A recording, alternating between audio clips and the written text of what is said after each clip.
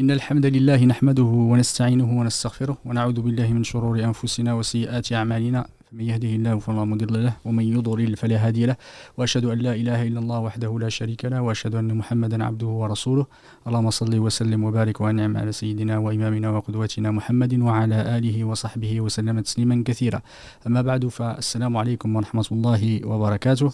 Salam alaikum Cheikh, j'espère que tu vas bien. Allah subhanahu wa ta'ala te facilite. Je remercie les frères Karim et Mohamed qui sont derrière les coulisses. Effectivement, on a commencé la semaine passée, c'est une série qu'on espère bénie par Allah subhanahu wa ta'ala. On demande à Allah subhanahu wa ta'ala qu'il nous fasse bénéficier de cette série, même si elle est perfectible. Enfin, le travail qu'on va mener est perfectible, mais on espère qu'Allah subhanahu wa ta'ala nous inscrira dans la balance de nos bienfaits. L'importance effectivement de cette série vient de l'importance du sujet qui est le Coran, qui est la parole d'Allah subhanahu wa ta'ala, la révélation d'Allah subhanahu wa ta'ala qui est effectivement une importance extrême dans notre religion. On a parlé la semaine dernière du Coran, de sa définition, effectivement de ses mérites, etc. C'était, alhamdoulilah, qu'Allah subhanahu wa ta'ala te récompense par le meilleur. Et effectivement aujourd'hui le sujet va concerner la révélation de Wahi, qui est effectivement un des sujets importants des sciences du Coran. Et ce que je suggère à Cheikh, c'est de faire juste une petite introduction de 5-10 minutes, Inch'Allah, pour expliquer ce que c'est les sciences du Coran. Parce que c'est des sciences, mais c'est, on va dire, un ensemble de sciences importants dans le panorama des sciences islamiques. Effectivement, la fois dernière, on a vu les sciences du hadith. Là, on ne va pas rentrer dans le détail, effectivement, comme on l'avait fait la dernière fois, parce que c'est assez technique. Mais c'est important. Avant de commencer le wahi, effectivement, la révélation qui fait partie des sciences du Coran, voire on dire que c'est un des premiers sujets relatifs effectivement aux sciences du Coran, c'est l'étude de la révélation. Il est important de dresser au moins quelques éléments explicatifs d'introduction par rapport aux sciences du Coran. Les sciences du Coran, effectivement, est une science à part entière en islam. Alhamdoulilah, il y a des ouvrages importants là-dessus. Les sciences du Coran...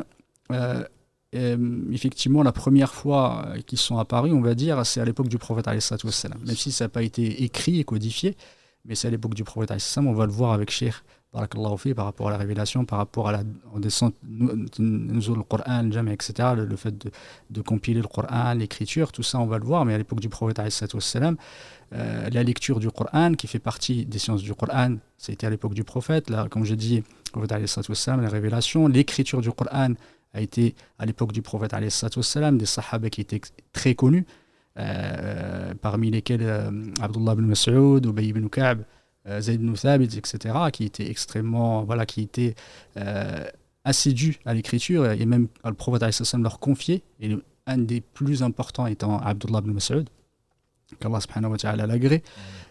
Effectivement, les sahaba ont étudié le Coran, l'ont expliqué, l'ont lu à l'époque du prophète alayhi sallam. Le prophète alayhi sallam lui-même l'a expliqué. Quand on voit les sciences du Coran,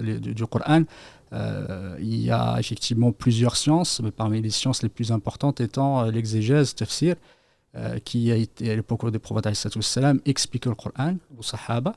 Et plus tard, Inch'Allah, alhamdoulilah, on a vu d'autres sahaba qui étaient connus par l'exégèse du Coran. Du coup, la genèse des sciences du Coran a été faite effectivement à l'époque du prophète alayhi sallam. Et pour expliquer ce que c'est les sciences du Coran, vraiment très rapidement, les sciences en islam un peu différentes de la terminologie des sciences actuelles. Les sciences étant, c'est des éléments ou des sujets qui sont étudiés, codifiés, avec des règles particulières propres à cette science. C'est grosso modo ça, c'est effectivement étudier des sujets cohérents avec des règles particulières et propres à cette science. Et là, on parle du Coran. Effectivement, c'est les sciences du Coran. Le Coran, on l'a introduit et on l'a défini la semaine dernière, étant la révélation d'Allah subhanahu wa ta'ala qui a été descendue. C'est la parole d'Allah subhanahu wa ta'ala qui a été descendue sur son prophète alayhi salatu wassalam, qui est la seule parole qui est en elle-même, la lecture étant une adoration, et qui est un miracle et qui défie effectivement avec la plus petite sourate du Coran. Ça, c'est je veux dire une définition du Coran. Et les sciences du Coran, effectivement, vont traiter de tous les sujets, et les sujets relatifs au Coran. Et les ulama divisent les sciences du Coran en 4 grandes catégories, si on peut dire. 4 grandes catégories. La première étant Nuzul al-Qur'an, c'est on va dire la descente du Coran, la révélation du Coran, va inclure ce qu'on a dit, la révélation, ça c'est le premier sujet, ça va inclure ce qui a été, où ça a été révélé, quand ça a été révélé, les causes de la révélation, le Mekki ou le Madani, effectivement, ce qui a été révélé à la Mecque, ce qui a été révélé à Médine, ce qui a été révélé dans la ville, ce qui a été révélé pendant le voyage, ce qui a été révélé pendant la nuit, pendant le jour, etc. Il y a plusieurs, effectivement, catégories des sciences par rapport au Nuzul. Le deuxième sujet, effectivement, la deuxième catégorie, le deuxième axe étant la Nuzul al-Qur'an. Tadwin al-Qur'an, effectivement, le fait de l'écriture, la compilation du Qur'an, comment dire, le mushaf, tout ce qui va concerner en fait l'enregistrement du Qur'an en lui-même. Ça, c'est la deuxième catégorie. On va voir, il y a plein de sciences dedans. C'est la science effectivement de l'écriture, comment écrire. Le Qur'an a une codification, une façon d'écrire particulière, l'asm al-mushaf, qui est particulier. Il y a également la troisième catégorie étant la compréhension ou l'exégèse du Coran, qui est très importante. On va rentrer dedans, l'exégèse, l'explication du Coran, l'explication de ce qui est, les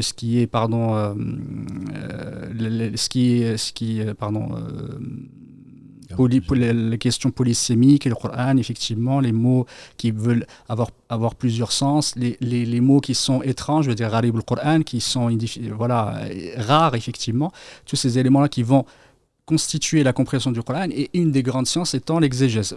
Tafsir, et on va voir, Inch'Allah, le tafsir, on va en parler. Il y a usul tafsir, c'est les fondements, les règles, effectivement, de la science.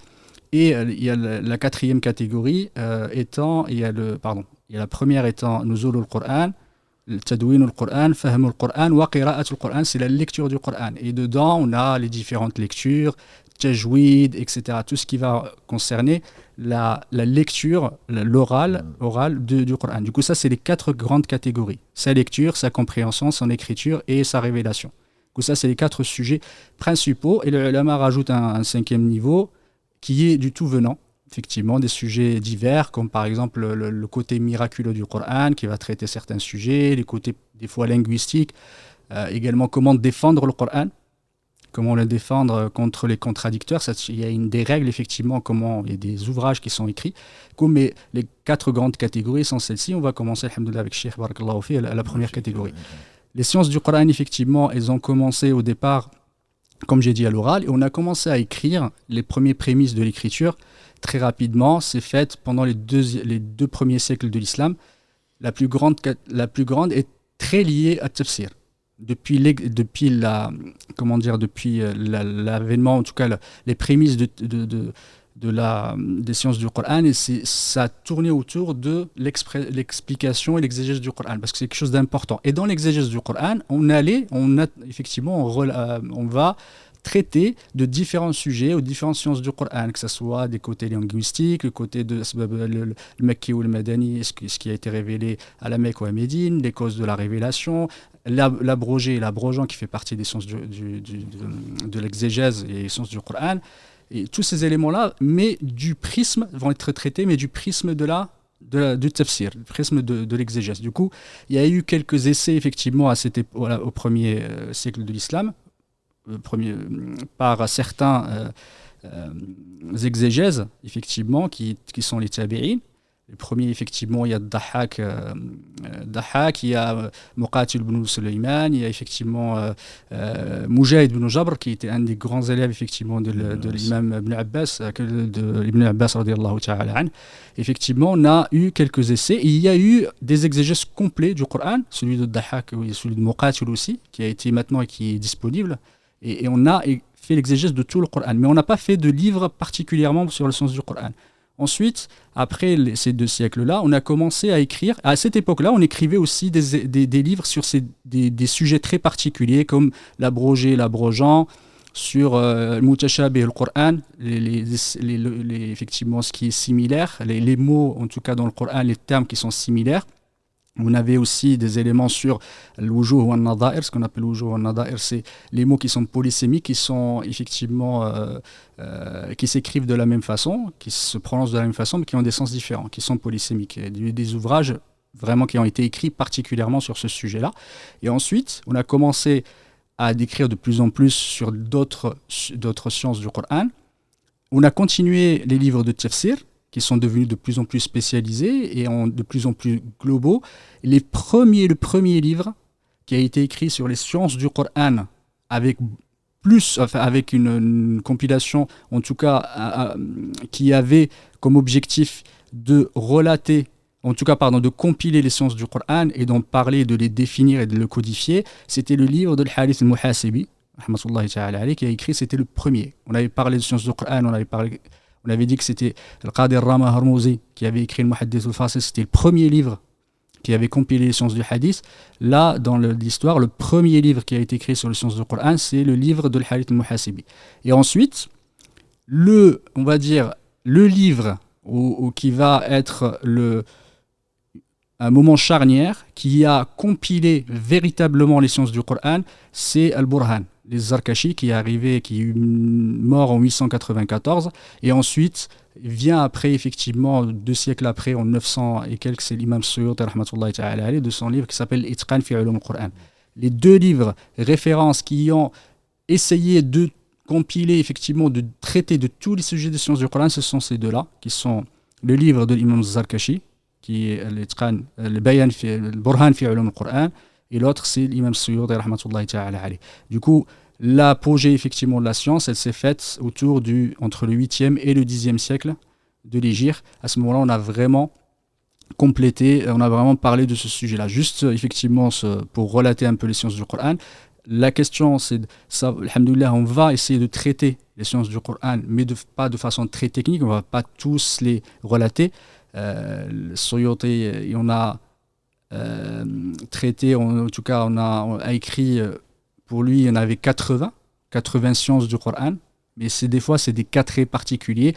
Ce qui est effectivement le Mekki, c'est une science. Ce qui a été révélé à Mecca, pour lui, c'est une science. Ce qui a été révélé à Médine, c'est une science. Du coup, il en a relaté 80, et l'imam Zarkashi, on a relaté à peu près 40.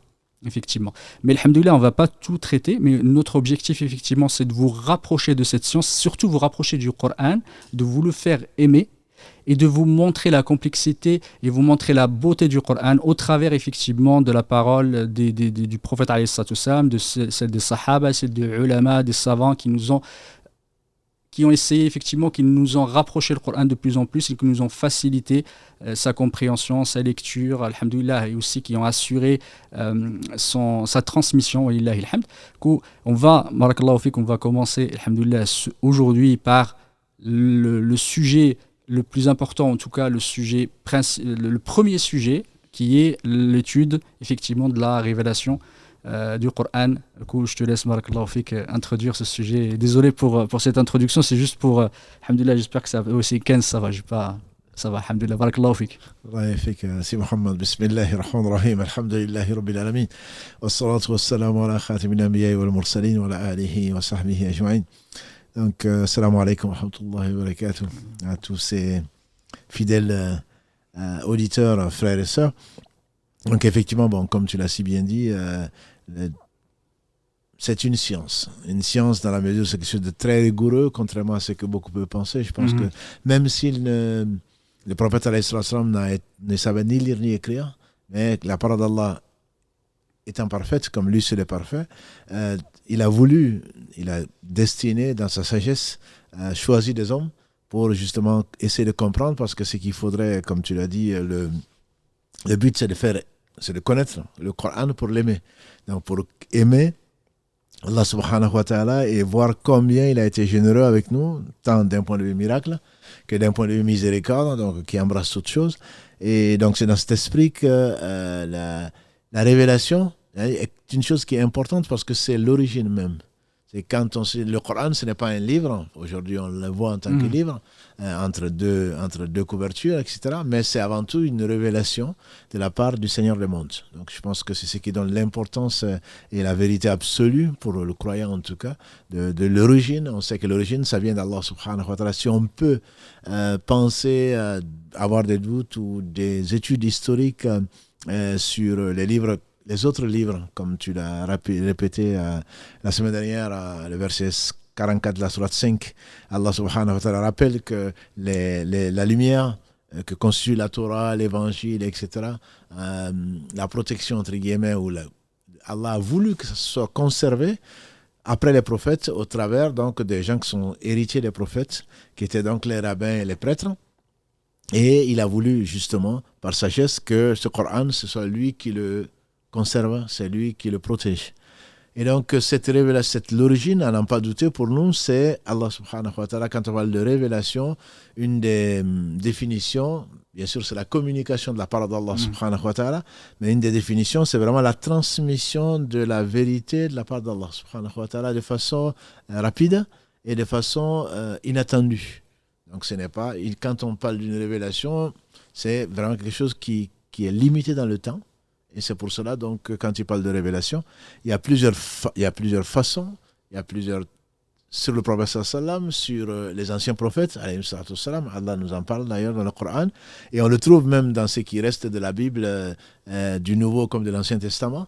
Donc là, quand on regarde, c'est Allah dit dans la sourate Nisa, verset 163, à propos des révélations, il dit au prophète sallallahu alayhi wa sallam, nous t'avons révélé, comme nous avons révélé à Nuh, et les prophètes après lui.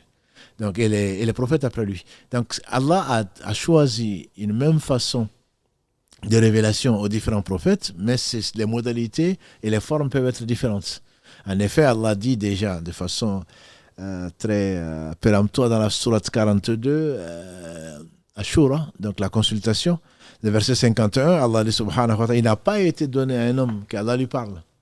Si c'est né, voilà, donc ça c'est la base même, si c'est né, donc qu'Allah subhanahu wa ta'ala derrière un voir lui parle ou lui envoie un messager, etc. Donc ça c'est la façon générale de la révélation, mais la révélation avant tout, quand nous parlons de révélation, on parle de la vérité qui a été descendu par pure miséricorde de la part d'Allah subhanahu wa ta'ala. Donc les formes, il y a 3 formes, entre guillemets, 3 modèles qui ont pu être, que l'on trouve dans le Nouveau Testament ou l'Ancien Testament, c'est qu'il en reste, si je commence par le Nouveau Testament, on parle de 3 formes, notamment par l'envoi de l'ange Gabriel, alayhi salam, de l'Esprit. Donc ça, on le trouve dans le Nouveau Testament, dans l'Ancien Testament, on le trouve également dans le Coran. On parle également des rêves.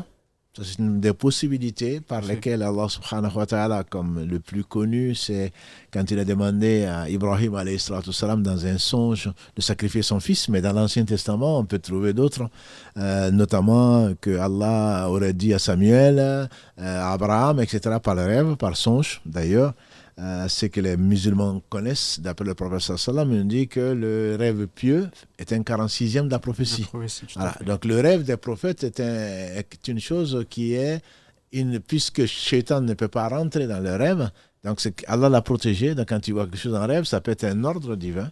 Voilà. Allah leur montre l'endroit où il y a ceci, cela. Allah leur inspire des choses et donc la révélation contient à la fois le Coran et contient également la Sunna.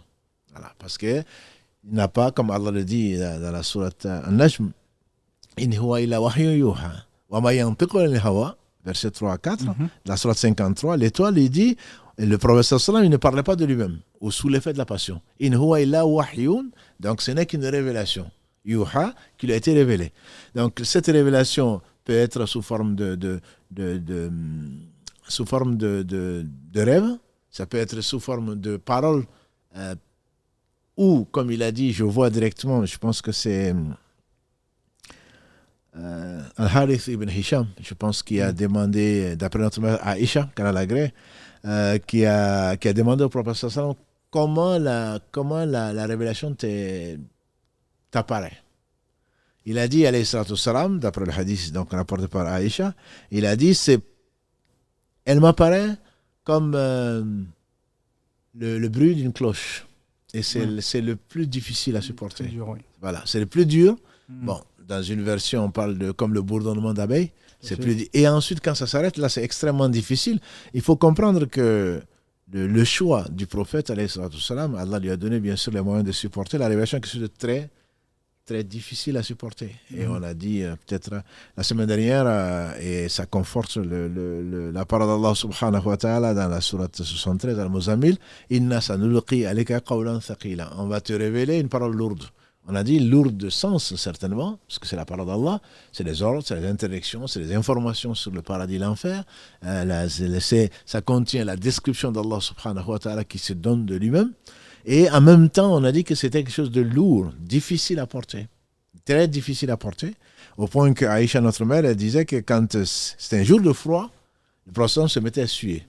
Voilà. Et quand la révélation descendait, comme un homme est venu le voir, alayhi salatu wassalam, pour lui demander sur la Umrah, parce qu'il avait porté son ihram et en même temps il était parfumé.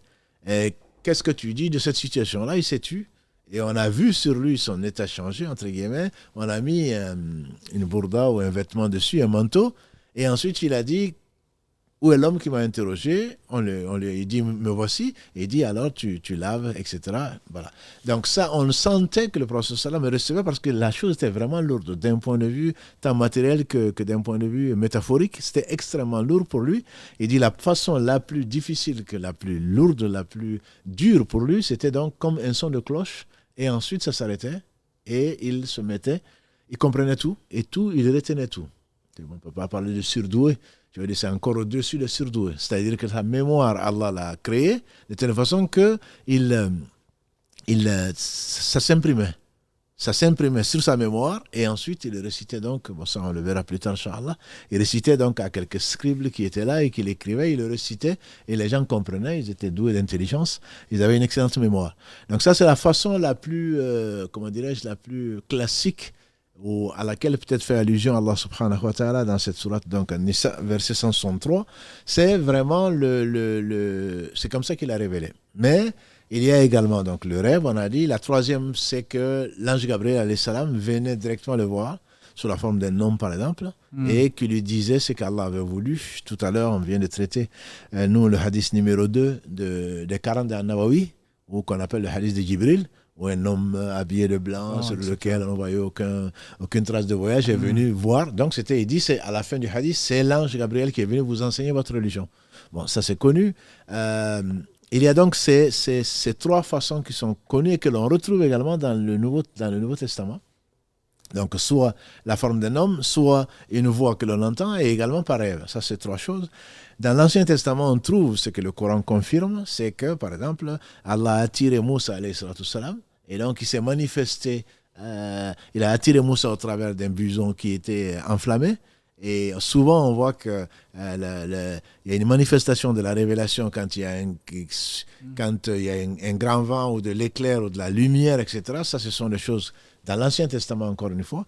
Mais dans le Coran confirme ces trois types donc, de manifestations. Il y en a certainement d'autres. Et par exemple, il est arrivé au prophète, son cœur ne dormait pas. Ça, il faut le comprendre. Tout à fait. Voilà, Anas disait en particulier qu'il était un jour, alayhi salatu wassalam, assoupi, si on peut parler d'assoupi, c'est-à-dire qu'il est dans un état qui n'était pas dans l'état d'éveil, mais sans s'endormir. Et il s'est tout d'un coup mis à se sourire. Oui. On dit, qu'est-ce qui te fait sourire, ya Rasulallah sallallahu alayhi wa sallam? Il dit, Allah vient de me donner un fleuve du paradis, Inna atayna al-Kawthar. Voilà. Donc il y a différentes formes de manifestation de cette révélation directement au prophète sallallahu alayhi wa sallam et qu'il partage également avec d'autres prophètes.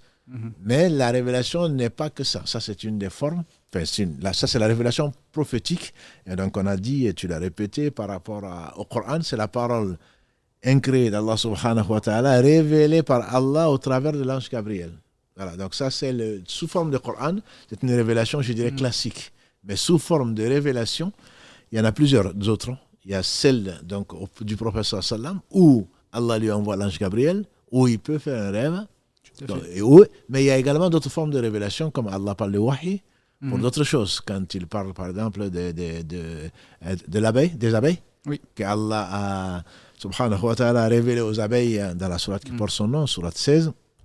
Allah parle donc de ce wahi dans le verset 68, parlant de voilà. Je me permets, avant effectivement de rentrer dans les typologies de wahi dont tu viens effectivement de parler, j'aimerais bien revenir à prémisse, effectivement, comment a commencé le prophète alayhi salam le wahi. Ça serait bien, mais alhamdoulilah, on connaît tous l'histoire, mais ça serait bien effectivement à ceux qui viennent peut-être par curiosité regarder alhamdoulilah, nos lives et montrer comment le prophète alayhi salam au départ, avant même effectivement la révélation, il allait dans les rares effectivement pour pouvoir pas se réfugier mais pour pouvoir méditer. Du coup, c'est sortir de ce bas monde. Tout à fait. Si tu pouvais nous parler de ces prémices et comment ça s'est passé la première fois, la révélation. Au pays, on dit que quand une nuit va être belle, ça se pressent au Maghreb. Voilà, c'est que quand Allah élève quelqu'un en degré, c'est par étapes. Donc le prophète sallam, Allah, comme il a dit alayhi salatu wassalam, quand Allah aime son serviteur, il lui fait détester, entre guillemets, les vanités de ce bas monde. Donc il se retirait régulièrement pour aller donc dans cette grotte de Hira, et il prenait les provisions, il aimait bien méditer sur le monde, ce qui l'entoure, etc. Et donc, comme nous dit notre mère Aïcha, chaque fois le prophète dit, ça a commencé par des rêves pieux. Donc on parle d'un 46e, il n'était pas encore prophète, alayhi salatu wassalam, et il dit que quand il voyait des choses en rêve, et ça, c'est le lendemain ou après, dans la vie, ça s'est réalisé exactement comme il avait vu. Donc ça, c'est peut-être pour ça qu'il dit que c'est un 46e. Le rêve pieux, c'est celui, il y a 3 types de rêves. Pour ceux qui aiment beaucoup envoyer des messages, j'ai rêvé d'un chien noir, j'ai rêvé d'un chat bleu. Voilà. Donc il y a 3 types de rêves, a-t-il dit, alayhi salatu wassalam, et c'est authentique. Il y a le rêve pieux, donc qui vient d'Allah, qui t'apaise le cœur. Et il dit, on remercie Allah. Et ça va... Et on le raconte aux gens qu'on aime. Tout à fait. Voilà, ça c'est ce type de rêve qu'on aimerait tous avoir. Mais bon, peut-être que notre rêve est du du 3e côté, les cauchemars. Voilà. Il dit il y a le 2e type de rêve qui est le rêve qui vient du subconscient. À force de penser à une chose, on veut se marier pour les jeunes, par exemple, et on finit par se voir marier. Bon, alhamdoulilah, ça c'est pas moi qui le dis, c'est le prophète sallam qui le dit. Et 3e, c'est que c'est Satan qui veut t'attrister. Voilà. Et là, tu craches 3 fois à gauche. Je vous conseille, mes sœurs et mes frères, de ne pas me raconter vos rêves, parce que malheureusement, on a tendance à raconter, je me suis vu mordre par un chien noir, je me suis vu ceci et cela. Voilà. Donc, on crache 3 fois à gauche et on demande protection auprès d'Allah subhanahu wa ta'ala. Et le prophète m'a dit, et on ne le raconte pas. Et ça n'arrivera pas. Voilà. Donc, si vous voulez vraiment que ça n'arrive pas, ne le racontez pas. Ne le racontez pas. Et il est très conseillé d'ailleurs, même quand c'est des rêves pieux ou autre chose, de le raconter à des hommes pieux. Voilà. Parce qu'ils sont, alhamdoulilah, ils ont un cœur plus pur et ils ont peut-être une inspiration, comme l'a dit le prophète sallam, s'il y avait un inspiré dans ma communauté, ça aurait été Omar. Donc, Allah leur a donné ce qu'il ne nous a pas donné à nous. Donc, plus on approche d'Allah, plus le cœur il est pur et plus Allah y envoie de sa lumière. Donc, par conséquent, mieux vaut le raconter à des gens qui craignent Allah, parce que sinon, si on te dit, tu vas perdre ton mari, il se peut que ce soit le cas. Voilà. Effectivement, ça fait partie des sujets les plus demandés, les plus en vogue quand on parle. Et d'ailleurs, le livre, et un des livres qui sont, c'est l'Ahlam ibn Sirin, tout à fait, qu'on lui attribue, qui lui attribue faussement, effectivement, qui n'a jamais écrit, même s'il a été connu pour... il était c'était quelqu'un qui avait une très bonne réputation, Ibn Sirin, mais simplement on lui attribue le livre des rêves, et c'est peut-être un best-seller. C'est ça, exactement. Beaucoup de gens l'achètent, mais mieux vaut ne pas. Si Allah veut t'envoyer un message, il te l'enverra. Tout à fait. Et tu le comprendras. Voilà, il n'y a pas besoin d'aller voir si 3 chiens noirs se rencontrent autour d'un plat, qu'est-ce que ça veut dire? J'ai perdu toutes mes dents, ça aussi j'ai souvent entendu, voilà, etc. Non, c'est pas la peine. Si Allah veut t'envoyer un message, tu le comprends, et ça va être très clair. Donc, il faut, pour revenir à ta belle histoire, c'est effectivement les rêves pieux. C'est par là que commençait la vie noble, la partie prophétique de la vie du prophète sallallahu alayhi wa sallam, donc avant 40 ans, parce que c'est à 40 ans qu'il a reçu la première révélation, mais ça, c'est, Inch'Allah, on en parlera de la descente du wahi, etc. plus tard. Mais là, donc, il faisait souvent des rêves pieux. Et il lui est même arrivé, c'était dans la réalité, c'était pas un rêve, c'était des événements, quand il passait, des arbres lui passaient, ou des pierres lui passaient le salam. Le salam alayka, ya Rasulallah. Paix sur toi, ô messager d'Allah. Il n'attendait bien sûr pas ça, il se dit, qu'est-ce qui se passe? Il dit, même si je passais, ça c'est après la révélation, je pouvais vous montrer les arbres, là où je passais, où j'entendais ça. Donc ça, c'est Allah l'a préparé. Allah l'a préparé psychologiquement et il ne s'y attendait pas du tout. Et donc il a aimé, Allah lui a fait aimer. Donc cette vie monarchique, si on peut l'appeler ainsi, Oui, c'est bien que dans ça. l'islam, ça n'existe pas, entre Tout à guillemets. fait. Il y a une rahbaniya. C'est plutôt, pour nous, c'est une vente de tout ce qu'on a pour Allah subhanahu wa ta'ala. Donc ce n'est pas se retirer des femmes, se retirer, ça peut Tout à arriver fait. ponctuellement, donc pendant le ramadan, par exemple, les atikaf ou autres, mais ce n'est pas toute sa vie. Moi, j'aime Allah, donc je ne me marie pas, donc je me retire de la vie des hommes. Non, c'est pas du tout La ça. vie monacale, La vie effectivement. monacale, Ouais. barakallahu fik, ce n'est pas ça. Donc le prophète alayhi salam commençait à avoir ça avant d'avoir effectivement la révélation. Et ça fait partie, une des formes donc effectivement du wahi, une des formes de révélation qu'Allah envoie et qui continue. Il y a après moi, il n'y a plus de prophétie. Mais il y a des rêves prémonitoires, entre guillemets, ou des rêves donc de 46e de la prophétie. Du coup, raconte-nous la première fois, effectivement, que l'ange Gabriel est venu voir le prophète, alayhi salatu wassalam, Iqra. Non, le début de ça, c'est le début de la révélation. Le début de la C'est révélation. vraiment le début de la Oui, révélation. vraiment le début de la Voilà, le révélation. début de la révélation, c'est quand donc il était retiré. On connaît presque tous l'histoire, mais bon, on va la repréciser. Quand il était donc, Allah lui a fait aimer cette vie, donc monarcale, et il a été donc surpris par la visite donc d'un être qui est venu le serrer au point que, Oui. voilà, plutôt qu'il lui a intimé l'ordre de lire. Donc, Iqra, et il a répondu, c'est qu'on en sait tous maintenant, même les non-arabophones, hein, Wama ana biqari'. Je ne fais pas partie des gens qui lisent, parce qu'il a toujours été sincère, il n'a jamais menti, et donc il ne peut pas lire, lui qui n'a jamais appris. Et donc, il raconte un hadith authentique, donc l'ange l'a serré, au point qu'il pense que son âme allait sortir, et il a intimé à nouveau donc de lire Iqra. Et il a répondu, pareil, c'est pas parce que tu me mets la pression que je vais me mettre à lire, parce que je ne sais pas lire. Tu peux faire ce que tu veux, mais je ne sais pas lire. Et donc, la troisième fois, il a serré vraiment au point qu'il voyait son âme sortir. Et il a donné la même réponse. Et l'ange lui a à ce moment donné les 5 premiers versets, révélé les 5 premiers versets de la sourate Al-Alaq, sourate 96. Iqra, bismi rabbika alladhi khalaq, khalaqal insana min alaq, iqra wa rabbukal akram, alladhi allama bil qalam, allama al-insana ma lam ya'lam. Donc, on ne va pas lire au nom de ton Seigneur qui a lit. Iqra bismi rabbika alladhi khalaq, au nom de son Seigneur qui a créé l'homme à partir d'une adhérence et pas d'un caillot de sang, comme c'était avant mal transmis. Min alaq, Iqra wa rabbuka al-akram, lis parce que ton Seigneur est le plus généreux. Alladhi allama bil qalam, c'est lui qui a enseigné au moyen de la plume, enseigné à l'homme ce qu'il ne savait pas. Et ensuite, donc, l'ange est parti, a disparu, entre guillemets, comme il est venu. Il est parti comme il est venu. Et donc, le prophète sallam devait être plus que surpris. Et donc, il a abandonné sa retraite spirituelle qui a été interrompue. Donc, il est revenu chez lui voir sa chère épouse, l'une des 4 meilleures femmes que la terre a portées, Zamilouni, dans une des versions. Donc, couvre-moi, couvre-moi. Et c'est là que donc, cette femme pieuse s'est occupée de lui et l'a fait ensuite amener, comme on l'a vu dans la Hijra, l'a rassurer. Et c'est ce qu'on attend donc d'une bonne compagnie. Et l'a amené donc pour l'apaiser et confirmer ce qui lui est arrivé.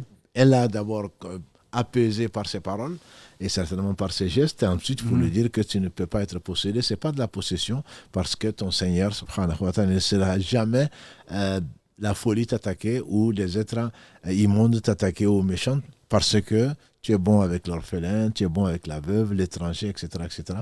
Donc on dit qu'Allah a mis la meilleure des paroles, ce qui est la sienne, dans le meilleur des cœurs, qu'il a purifié et qui déjà, bien avant la révélation, était le siège d'amour, le siège de bonté, etc., naturel.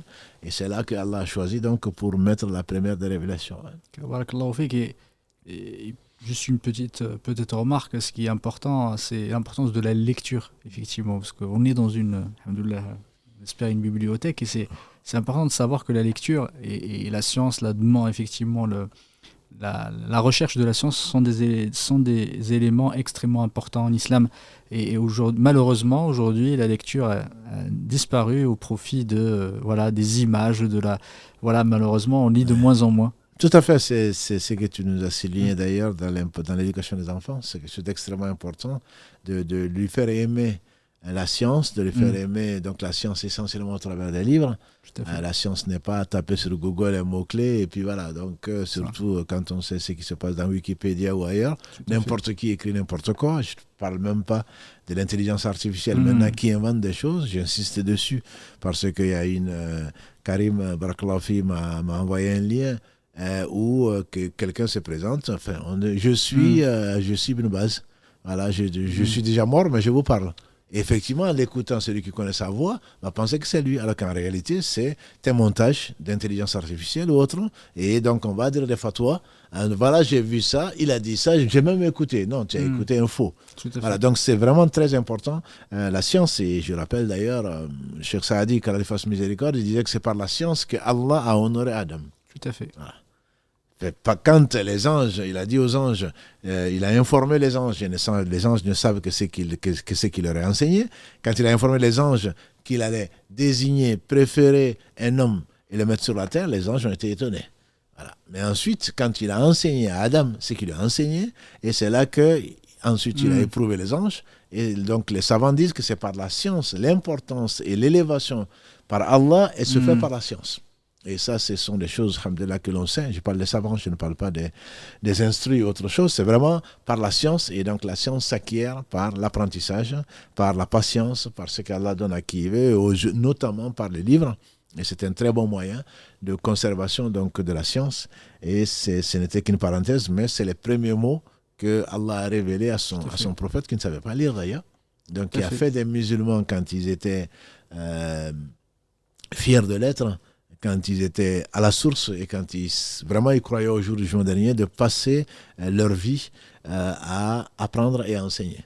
Et ça, c'est certainement le meilleur des métiers, puisque c'est ce qu'Allah a choisi comme métier pour les prophètes, quel que soit le métier qui leur faisait gagner leur vie. Ils ont tous été des bergers, mais c'est vraiment enseigner aux gens le bien.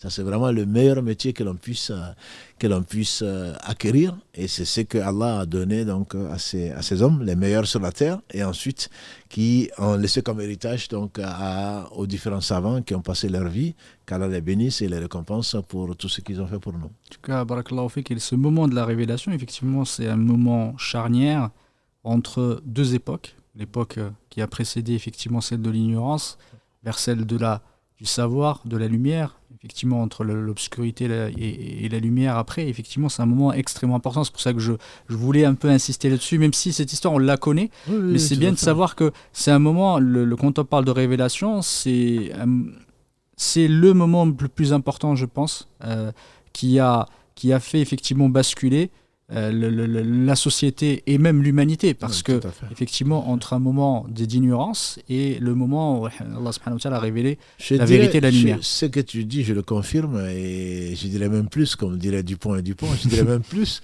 c'est le moment charnière, c'est le moment, c'est le déclic. Tout à fait. C'est vraiment, il y a un moment avant et un moment après.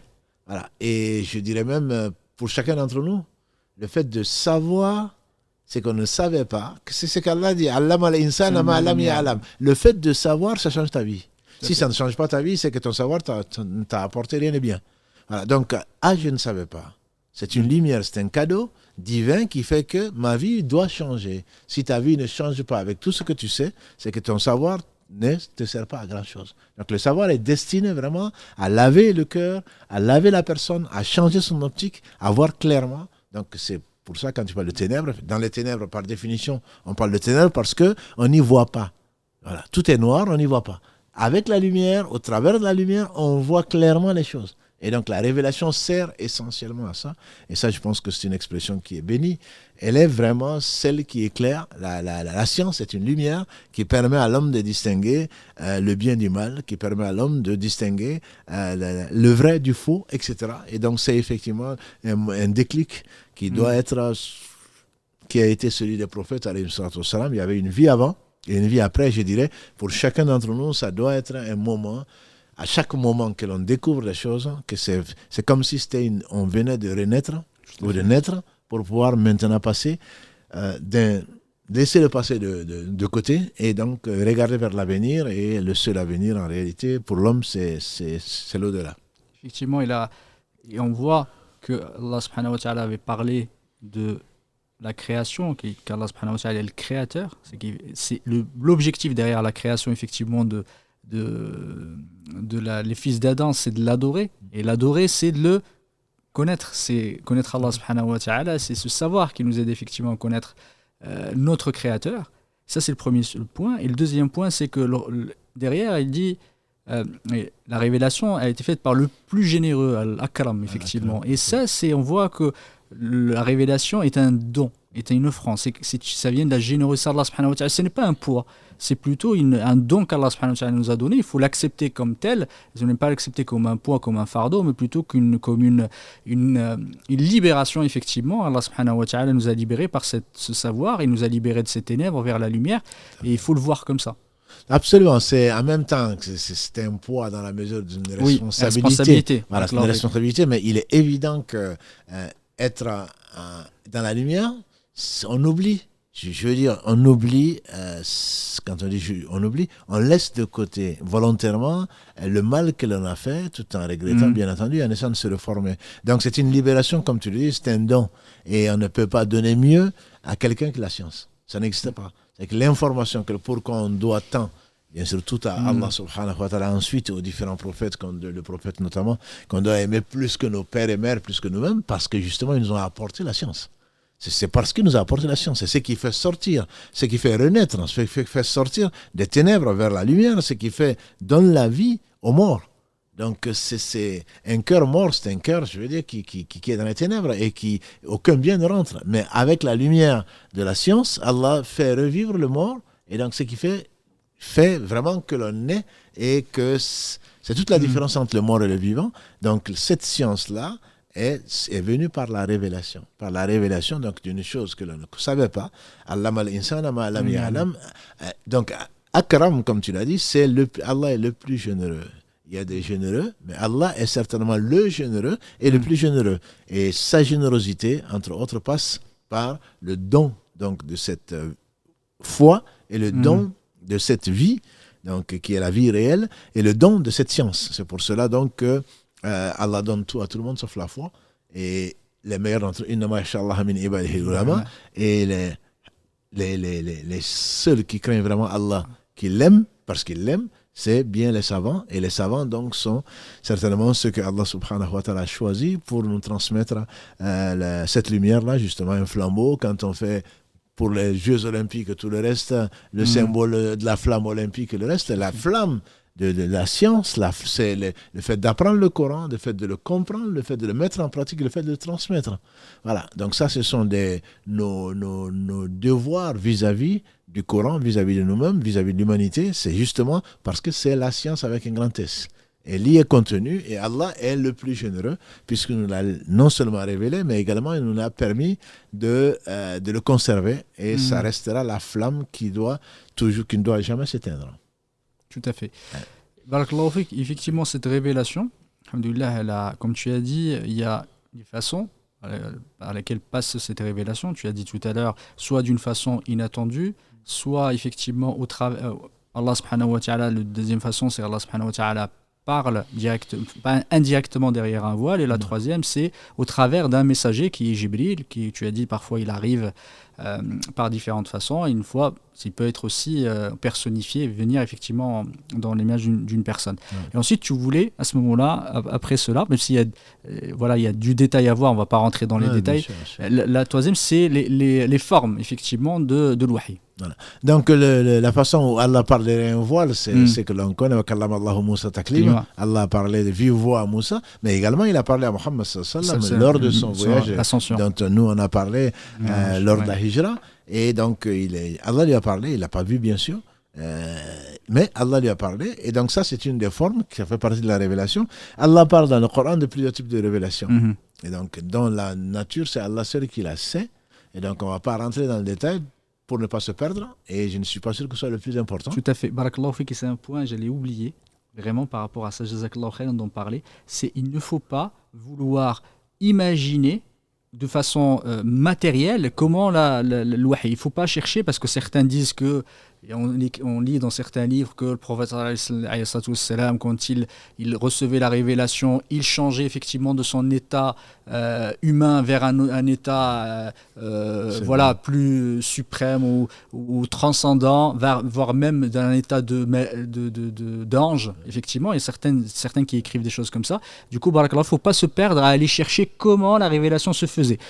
Absolument, parce que je pense qu'il faut surtout savoir que tout ce qu'on va dire, on sera responsable. Tout à fait. Et donc, imaginez ce qu'on imagine.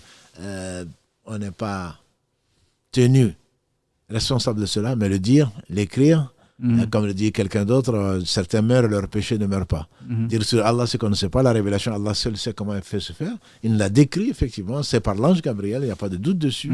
Allah a parlé a révélé à l'ange Gabriel, qui a révélé de façon fidèle, l'esprit fidèle, à Muhammad sallallahu alayhi wa sallam, comme le disait donc Warqa ben Nawfal, c'est le Namous, c'est l'ange Gabriel, comme c'est le même qui a été chargé de transmettre la révélation donc à Moussa, alayhi salatu wa sallam, à Ibrahim, etc. Comme Allah le dit, comme on l'a dit dans la sourate 4, verset 163.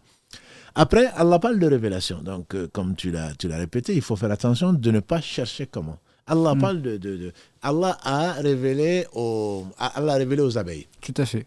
Sourate 16, les abeilles. Verset 68, Allah a révélé aux abeilles. Et comment?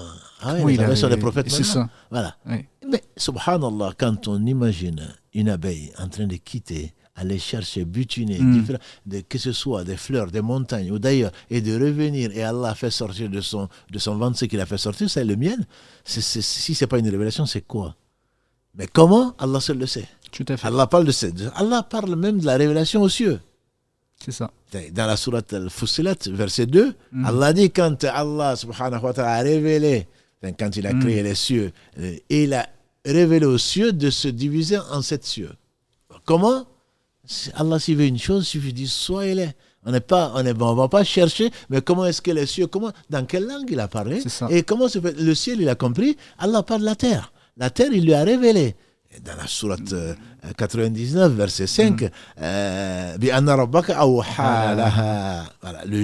ce jour du jugement dernier, la terre va parler parce que Allah va lui révéler ce qui s'est passé sur elle. Voilà. Allah subhanahu wa ta'ala a parlé à la mère de Moussa. Allah lui a révélé plutôt la mère de Moussa. Oui. Alors, est-ce que c'est par rêve? Est-ce que c'est par autre chose? Mais Allah l'affirme. C'est un verset qui est dans la sourate Qasas, la 28, verset 7. Allah dit qu'Allah a révélé à la mère de Moussa de mettre, si elle a peur de mettre cet enfant-là dans un sarcophage, on en a déjà parlé par Ashura. Voilà, donc Allah a révélé aux anges. Allah a révélé aux anges comme à Badr. À Badr, Allah subhanahu wa ta'ala dit dans la sourate Al-Anfal, verset 12, quand j'ai révélé aux anges de raffermir les croyants. Et donc de frapper à tous les coins, entre guillemets, à toutes les articulations des polythéistes. Voilà. Allah a révélé ça. Donc c'est un ordre que Allah a donné. De quelle façon? On ne se pose pas de questions. Donc ça y est, ces différentes formes de révélation, et peut-être d'autres, mais ce sont c'est du wahi. Ce n'est pas la même chose, bien sûr, qu'une révélation prophétique, et même une des formes de révélation prophétique, mais néanmoins, on sait que les prophètes ont reçu ça. Allah a révélé aux abeilles comme il a révélé à autre chose, et on ne se pose pas la question de savoir comment Allah fait ceci. Le kayfiyya, on sait qu'il y a un comment. Mais Allah seul le sait, on le laisse à Allah, subhanahu wa ta'ala, et on croit à ce qu'il a dit. Tout à fait. En tout cas, barakallahu fik, et c'est important de garder vraiment ça en tête, c'est qu'il y a, nous, effectivement, notre base ou nos fondements, ce sont les textes révélés, effectivement, comme ils ont été compris par le prophète, ses compagnons et ceux qui nous ont précédés, les meilleures générations, et par effectivement, parce que ça a été révélé avec une langue claire qui est l'arabe et qui a été comprise très clairement. Aujourd'hui, malheureusement, c'est après le prophète, quelques siècles, on va dire après, on a commencé à rentrer dans des méthodologies d'interprétation, de compréhension. On souhaitait arriver aux éléments de l'ghaib, aux éléments invisibles, effectivement, par des procédés ou des méthodes rationalistes, avec des arguments rationalistes. Du coup, on veut arriver, au lieu, on a délaissé le texte en se disant, il faut que j'explique effectivement comment ça fait. C'est pour ça que, malheureusement, beaucoup de ces groupes-là ont annulé des attributs d'Allah subhanahu wa ta'ala, de ces noms, parce que pour eux, ce n'était pas imaginable du point de vue raison et logique. Parce que ce n'est pas explicable. Mais pourquoi, etc. Parce que le prophète, Allah subhanahu wa ta'ala, s'il parle, c'est que c'est un humain, etc. Il commence à les rentrer. Et ça, c'est malheureusement, c'est ce qui a instigué du doute dans beaucoup de personnes, parce qu'effectivement, ils ne se sont pas basés sur la révélation pure, la révélation originelle, que tout le monde comprenait à l'époque du prophète. Personne ne se posait des questions. D'ailleurs, comme tu le disais, je ne sais pas à quelle occasion, c'est les personnes, parmi les polythéistes, qui ont posé ces questions-là. Quand le prophète sallam a parlé des attributs d'Allah subhanahu wa ta'ala, personne n'a dit non, mais qu'est-ce que tu racontes? Ce sont des choses que les gens acceptaient et ils n'avaient pas ce problème parce qu'ils avaient un but. Ils voulaient l'adorer, et tu l'as dit. Il les a créés, il a commencé par ces versets-là, et il nous a dit pourquoi il nous a créés. Donc à partir de ce moment-là, cherche pourquoi il t'a créé, quelles sont les questions qui vont être posées, quand tu vas le rencontrer, plutôt de savoir mais qu'est-ce qu'il a voulu dire par là, et est-ce que c'est ci, est-ce que cela. Donc ça, ce sont des choses qu'Allah nous préserve, qui égarent. Et d'ailleurs, Ibn Qayyim, quand il fasse miséricorde, il disait une chose très très belle, c'est pas la seule, mais une chose très belle. Il a dit que Satan, Allah lui a ordonné de se prosterner devant Adam, il a refusé, c'est à cause de la raison. Il a dit, moi, je suis meilleur que lui. Voilà. Il a cherché. Allah ne lui a pas dit de quoi il a été créé.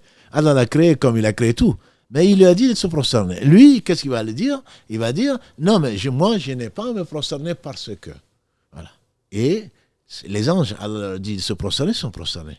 Voilà. Donc, quand c'est de la révélation, quand il s'agit de la révélation, il n'y a pas de philosophie, il n'y a pas, je crois que je pense. C'est pour cela que les fuqaha, quand Allah fasse miséricorde, les savants de fiqh disaient, la ijtihad ma'an nas. Il n'y a pas je crois, je pense, je fais l'effort d'interprétation quand il y a un texte révélé, c'est-à-dire soit le Coran, soit la sunna du prophète sallallahu alayhi wa sallam. Je ne sais pas quelle heure il est parce que j'ai un téléphone qui s'est 55. Alhamdulillah. Du coup, effectivement, par rapport au wahy et la révélation étant le premier, effectivement, le début de cette histoire, de cette belle histoire qui est l'islam, qu'Allah subhanahu wa ta'ala nous a révélé le Coran. Cette révélation-là, comme tu as dit, barakallahu fik, est une révélation qui vient d'Allah subhanahu wa ta'ala, qui peut passer par plusieurs canaux, on va dire. On ne va pas essayer de commencer à imaginer de façon matérielle, mahsous, ça veut dire essayer de comprendre, etc., comment Allah il a parlé, comment, etc. Ça, c'est des choses que on ne se posait pas ces questions-là. Et il faut y croire.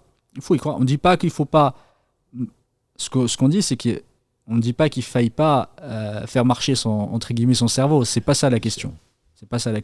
C'est effectivement de se perdre dans des explications, dans des recherches effectivement de complexité, dans ce qu'il n'y a pas besoin que ça soit complexe. Allah subhanahu wa ta'ala, on ne peut pas l'imaginer.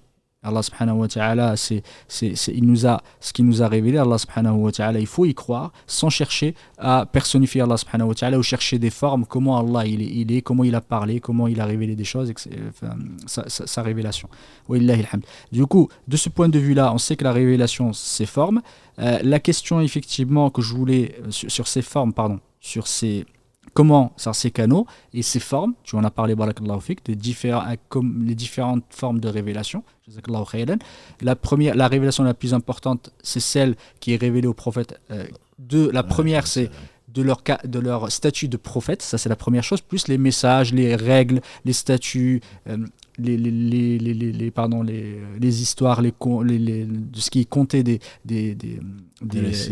récits, barakallahu fik, etc. Tout ça, ça fait partie de la révélation. Tu as parlé la semaine dernière de la différence entre le wahy, effectivement, parce que le wahy peut avoir plusieurs formes, et on avait dit que ça peut être une révélation au prophète alayhi salam. Les hadiths font partie de la révélation, jazakallahu khairan.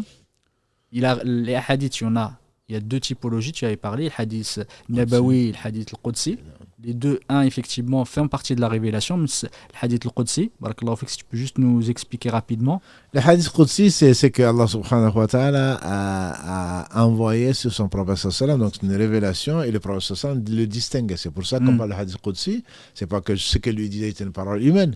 Tout était révélation, mais il disait Qala subhanahu wa qala Allah ou qala ta'ala. Donc c'est votre Seigneur a dit que. Donc il l'attribue à son Seigneur. Les savants divergent. Est-ce que les mots Oui, viennent du tout à Seigneur fait. ou le sens, il n'y a pas de doute dessus. Est-ce Tout à que fait. ça venait du prophète sallam?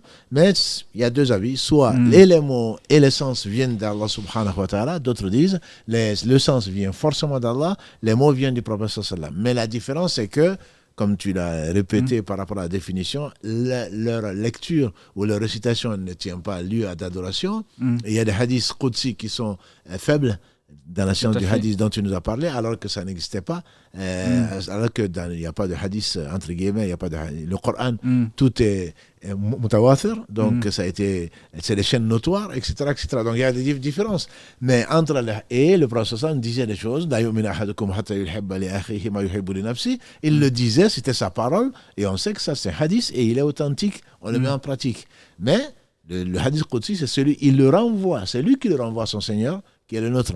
Donc il dit, votre Seigneur a dit, ceci et cela. Hmm. Donc c'est de la révélation, et ce qui est différent du Coran, où il n'a absolument pas une seule lettre, et encore Hmm. moins un mot qui vient de lui. Tout à fait. En tout cas, barakallahu fik wa jazakallahu khairan. Je pense qu'on a fait à peu près le tour effectivement du sujet de la révélation, qui est le premier sujet. On parlera, Inch'Allah Ta'ala, de la révélation, en tout cas dans le sens, pas du Le wahi, mais descente. nuzul le Coran, c'est comment le Coran, quand on parle de nuzul, c'est qu'il y a une question de ça descend, parce qu'Allah subhanahu wa ta'ala est haut. Effectivement, à la différence avec Allah subhanahu wa ta'ala, effectivement, à la différence de certains qui disent qu'Allah est partout et Allah, voilà, Allah subhanahu wa ta'ala est dans le ciel, est au-dessus de nous. Et c'est pour ça qu'on parle effectivement de ce principe de descente, que le Coran est descendu sur le prophète. On va voir, barakallahu fik, Cheikh, tu vas nous expliquer comment c'est fait, quelles sont les formes, etc. Nuzul, asbab nuzul, et après on parlera de façon, alhamdoulilah, pas plus détaillée, mais on essaiera d'aborder ces sujets-là pour que ça soit beaucoup plus clair pour nos auditeurs. Quand on va passer aux questions-réponses, si tu nous permets. Oui, salam alaikum, barakallahu fikum, Mohamed et Cheikh, pour cette petite heure d'échange. Et on remercie une nouvelle fois tous les frères et les sœurs qui nous suivent depuis les différentes plateformes. Alhamdoulilah, il n'y a pas énormément de questions, il y a eu beaucoup d'échanges sur les réseaux, notamment sur ce qui se passe actuellement au Maroc. Il y a beaucoup de demandes de dua, donc on se joint à eux pour prier à Allah subhanahu wa ta'ala qu'il apaise les cœurs des familles touchées. Il y a une question, cher, que j'ai relevée et que j'aimerais te poser avant de prendre les premières questions en live, Inch'Allah. Donc, on demande aux frères aux sœurs qui ont déjà appelé de patienter un petit peu quand ça sonne, etc. On va vous répondre, on va décrocher, Inch'Allah. Barakallahu fikum. La première question, c'est un frère qui dit, c'est peut-être une question bête, alhamdoulilah, il n'y a pas de question bête, quand on recherche à comprendre, est-ce que le prophète sallallahu alayhi wa sallam pratiquait ou vénérait autre chose avant la révélation? Non, c'est une question qui a été posée auparavant. Le prophète sallam n'a jamais adoré autre qu'Allah subhanahu wa ta'ala. Il y avait une poignée de gens comme Amr ibn Zayd ou quelques-uns qui étaient monothéistes et qui ont refusé d'adorer les idoles. Et dans le prophète, jamais, aucune histoire même inventée, n'attribue au prophète sallam une adoration quelconque, à un moment quelconque de sa vie, d'autre que Allah subhanahu wa ta'ala. Jamais adoré les idoles. Barakallahu fik. Est-ce que tu as des appels, Karim? Comme ça, on va gagner un peu de temps, Inch'Allah. Allô, salam alaikum. Allô, salam alaikum. Allô? Oui, salam alaikum. Oui, salam alaikum, vous allez tous bien? Très très bien, barakallahu fik. Vous êtes en direct, Inch'Allah, on vous écoute. Alors, ma question, c'est, en fait, je viens du Niger, et là-bas, il y a une des régions, je ne sais pas si le cheikh le connaît, ça s'appelle Zender. Là-bas, on a une sorte de pratique. Depuis toute petite, j'ai l'habitude de voir nos grands-parents dire à des malams, des imams, de nous donner comment dire, je ne sais pas comment expliquer ça. En fait, c'est de l'eau, sauf que c'est une eau où on a récité des versets du Coran. Et là, vu que là, je suis à l'étranger, donc et on ne peut pas m'envoyer l'eau, c'est impossible. Du coup, ils écrivent les versets du Coran sur des papiers et on m'envoie les papiers et on me dit de les mettre dans de l'eau. Lorsque les papiers vont disparaître, là, en ce moment, je peux boire l'eau. Et après, maintenant, parfois, il y a certaines personnes de mon entourage qui me disent que c'est comme du cirque, vous voyez un peu. Et du coup, moi, je sais pas, parce que je sais que c'est quelque chose qu'on pratique beaucoup dans ma région, surtout du Niger. Oui. Et c'est maintenant que je commence à me poser les questions, en fait, à me demander, mais est-ce que c'est du cirque ou pas? Alhamdulillah, c'est qu'Allah illumine ton cœur par la vérité. Ce qu'on appelle aujourd'hui, il y a une expression qui est née il y a quelques années maintenant qu'on appelle l'eau coranisée. En fait, c'est ça. L'eau coranisée, je ne la connaissais pas moi non plus. Mais c'est vrai que pour de l'intelligence, pour ceci et cela, on le fait. Et ça, bien entendu, il n'y a absolument aucune preuve comme quoi on peut devenir plus intelligent ou avoir son examen ou ne pas tomber enceinte ou tomber enceinte parce qu'on a bu de l'eau dans laquelle il y a écrit de ce que Allah seul sait. C'est pas parfois du Coran d'ailleurs. Donc le mieux c'est de ne pas le faire et de ne chercher protection qu'auprès d'Allah subhanahu wa ta'ala, et c'est peut-être ça que les frères essayent de t'enseigner.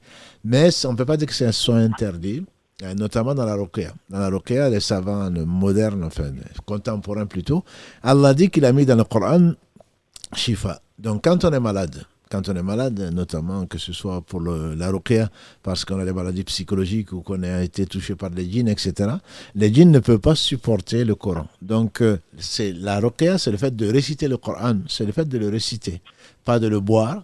Mais les savants admettent le fait que s'il n'y a que du Coran qui est lu dans quelque chose, on peut le boire, recherchant par là la guérison d'Allah et pas de quelqu'un d'autre. Donc, tu n'as pas besoin, effectivement, quand tu envoies de l'eau coranisée, il te suffit toi-même de chercher protection, comme le faisait le prophète sallam, auprès d'Allah subhanahu wa ta'ala, en récitant donc sa parole. Ça te suffira.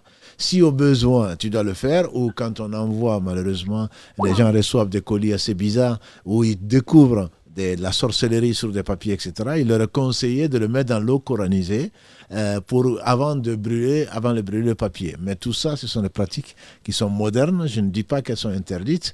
Le mieux, c'est vraiment de s'en passer. Il faut s'en passer parce que le cœur va s'attacher. C'est ce qui a amené les gris-gris, hein, quelque part. De fil en aiguille, on va nous donner les papiers, on va dire non, c'est pas la peine de les lire. Tu l'attaches avec du cuir que tu connais toi, et tu l'attaches soit aux cheveux, soit à la ceinture, soit à ceci, ça va te protéger. Ça c'est du shirk. Ça, c'est absolument interdit. Donc, matériellement, comme je dis, un lutteur sénégalais, s'il sort sans ses gris-gris, psychologiquement, il est déjà battu. Parce que forcément, tu te dis, il me manque quelque chose. Non, je le sais, je sais que je fais confiance à Allah. Alors si tu fais confiance à Allah, pourquoi il te manque quelque chose? Il te manque rien du tout. Il te manque une foi. Voilà, donc il faut vraiment s'en débarrasser. Je ne dis pas que c'est du shirk. Si effectivement on pense qu'il faut utiliser ça pour ceci et cela, cette chose devient un intermédiaire qu'il faut éliminer, et mieux vaut ne pas s'en passer. Mais dire que c'est du shirk, je n'irai pas jusque-là. Si c'est pour chasser, entre guillemets, les shaitans, si c'est boire, parce que je sais que des gens qui ont été possédés, en buvant, trouvaient l'eau très, très amère et se mettaient à vomir après. Donc Allah a mis une guérison dans le Coran. Mais ça ne veut pas dire que c'est pour être première en classe préparatoire, c'est pas pour avoir un mari, c'est pas pour autre chose. Ça, c'est formellement interdit. Là, il faut absolument pas le faire. Et le mieux, c'est de ne même pas le faire, le boire pour cela. Mais si tu devais le boire parce que tu ne sais pas lire, ce qui n'est pas ton cas, si on ne sait pas lire le Coran, etc., parfois il le donne, et Allahu Alam, mais la méthode la meilleure, celui qui ne savait ni lire ni écrire, qui ne faisait que réciter le Coran, c'était le prophète sallam, et il se protégeait lui-même en lisant le Coran. C'est vraiment la méthode indiquée. D'accord, merci beaucoup. Barakallahu fik. Salam alaikum, ma soeur. D'autres appels? Ouais. Allô, salam alaikum. Allô? Oui, salam alaikum. Alaikum salam. Vous êtes en direct. Juste une petite précision, ma soeur. Coupez le son de votre ordinateur, je ne sais pas quoi, vous écoutez les lives, parce qu'il y a un retour. Oui, je me suis déplacée là carrément dans la chambre. Je ne les vois pas discuter. On vous écoute, Inch'Allah. D'accord. Et je suis en live là du coup? Exactement, on vous écoute. Ben, déjà, salam alaikum. Comme salam. S'il vous plaît, je viens vers vous un petit peu. On va dire que j'ai eu de gros soucis après le ramadan. Je suis une maman avec un enfant qui est autiste, seul, donc ça fait quelques années. En fait, j'ai toujours fait la prière et j'ai été perturbée en fait à un moment donné parce que je me sentais totalement isolée suite à la maladie de mon fils. Donc, je me suis retrouvée seule. Et donc, le fait de me retrouver seule, je me suis refermée dans ma prière. Et en fait, je ne sais pas si je me suis perdue aussi, parce qu'à la fin du ramadan, j'ai fait ma prière normalement. Et je me suis retrouvée sur le tapis de prière en train de trembler de tout mon corps, comme si je me vidais en fait. Ça, on n'a jamais su m'expliquer ce que c'était. Et suite à ça, j'ai senti que j'avais, comme si je perdais ma foi, en pleine prière. Comme si on me vidait. J'étais vidée. J'ai commencé une astaghfar, on dit ya Rabbi, astaghfirullah ya Rabbi. Qu'est-ce qui m'arrive? Je ne comprenais pas en fait. J'étais affolée et je me suis dit, ça y est, j'ai plus de foi, j'ai plus rien. Alors que je suis quelqu'un qui est quand même pleine de... j'ai peur de Dieu, j'ai beaucoup de foi en Dieu, en Allah. Et cette situation m'a rendue malade. Donc durant 3 mois après, j'ai toujours cette appréhension, cette crainte de pas être si musulmane que ça. J'ai cette appréhension-là. Et on m'a déjà rassurée, parce que je vais à la mosquée le vendredi, j'essaie d'être quand même assidue. Mais j'ai toujours cette hantise et des questions qui se mettent en place dans ma tête. Je pense que on m'a dit que c'est shayatin, beaucoup de weswis, du jour au lendemain, suite à ce tremblement que j'ai eu sur le tapis de prière, beaucoup de questions sans fin qui s'installent et qui m'ont rendue complètement malade. Pourtant je sais lire l'arabe, je suis née en France, etc. J'ai cette chance de savoir lire, de savoir écrire l'arabe. Et c'est vrai que je pense que Dieu m'a donné une claque et il m'a dit, il faut que tu te relèves, il faut que tu t'imprègnes plus de la croyance et plus des choses que tu sais pas. Je pense que c'est ça qui fait que j'étais dans cet état-là. Mais j'ai plein de questionnements en fait, voilà. Je fais mes prières et j'ai l'impression de pas être sincère. J'ai toujours cette impression-là. Donc, qu'est-ce que je dois faire pour enlever ce malaise? En fait, il y a un malaise qui s'est installé. Voilà. Alhamdulillah, qu'Allah vous vienne en aide. De toute façon, si vous n'aviez pas la foi, comme on le dit, si vous n'avez pas de foi, une maison vide, je veux dire, il n'y a pas de... Les chétans ne vont pas rentrer, ils vont vous laisser tranquille. Puisque vous aviez la foi, alhamdulillah, qu'Allah vous aide à la conserver et même à la développer. C'est peut-être pour ça que vous avez ça. Mais pourquoi, effectivement, Allah seul le sait, mais il est certain que l'épreuve vous secoue, vous amène à vous poser des questions et vous ramène vers Allah, même si vous étiez proche, peut-être vous amène à développer une démarche plus, je dirais, plus consciente et de rapprochement.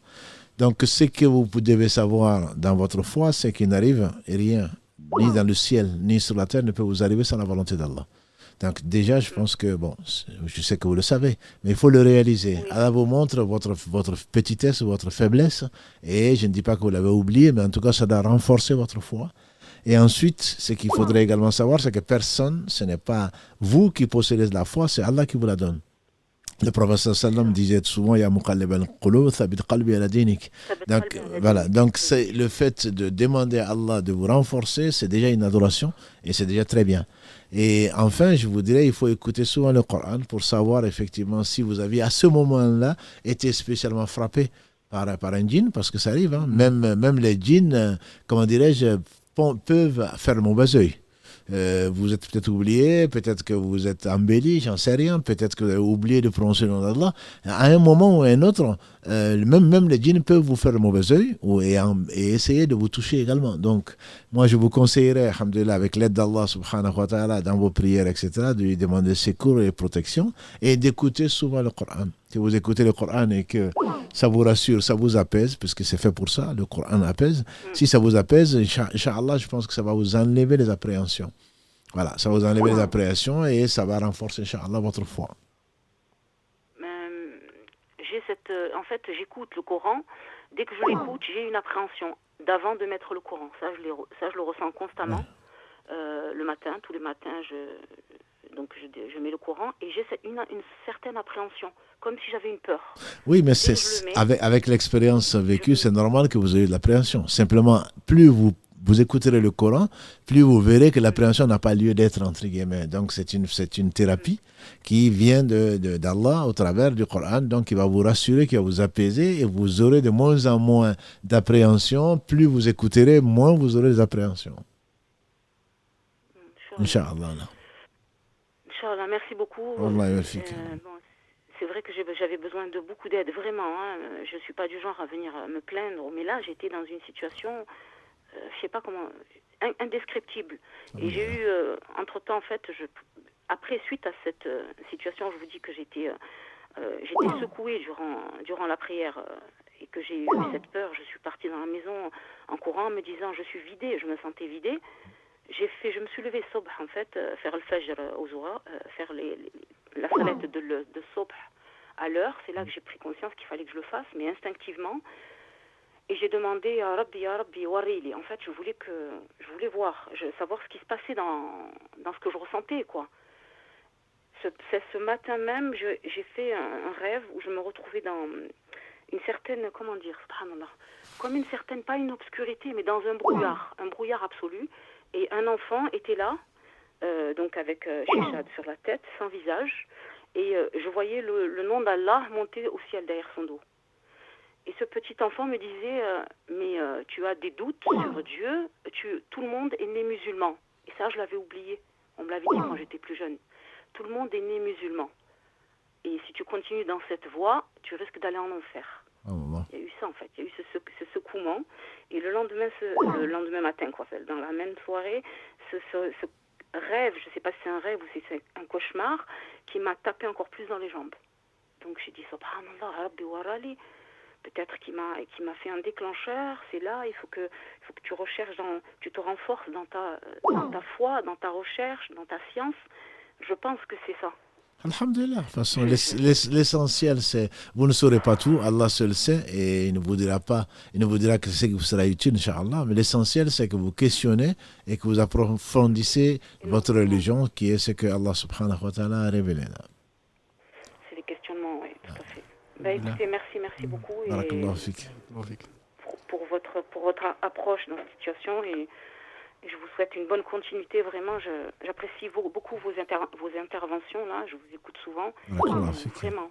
Vous êtes une sagesse pour nous, vraiment. Vous êtes une bénédiction. Rabbi khalik, Inch'Allah, ou yahdina sirat mustaqim. Amin. Cher, avant de prendre un autre appel, un peu de la continuité de cet échange avec la sœur. Tout à l'heure, tu as dit dans ton intervention, tu as dit Allah donne tout à tout le monde sauf la foi. Ça veut dire quoi exactement? Est-ce que ça veut dire qu'on peut être pratiqué sans avoir la foi, en fait? Ce que je veux dire par là, c'est qu'il n'y a pas de bienfait sur terre ni dans les cieux qui ne vient pas d'Allah. Donc Allah donne, favorise un certain nombre de gens que nous, malheureusement, ne sachant pas l'importance de la foi, on va les envier. Alors qu'en réalité, celui qui a la foi, il a tout. Il a toutes les armes pour se défendre, il a tout pour être heureux. Simplement, si on ne voit que ce bas monde-là, on se perd, on ne voit que les choses matérielles. Alors que la foi, c'est vraiment ce qui permet de distinguer. Les prophètes ont été parfois très pauvres, pas de cœur bien sûr. Allah les a éprouvés par la maladie, par ceci, par cela. Et en même temps, néanmoins, ils étaient quand même les meilleurs hommes et ils avaient ce que Allah aime le plus, c'est-à-dire cette conviction et cet amour d'Allah subhanahu wa ta'ala, sans laquelle on a une vie qui est très pauvre. Donc c'est dans cet esprit-là, c'est que Allah donne tout à tout le monde sauf la foi.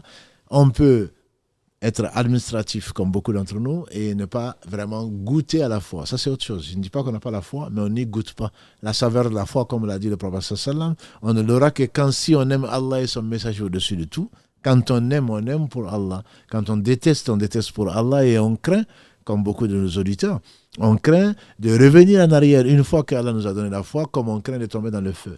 Mais la foi a une saveur. Si on ne l'a pas, on le demande à Allah subhanahu wa ta'ala de nous l'accorder. Barakallahu fik.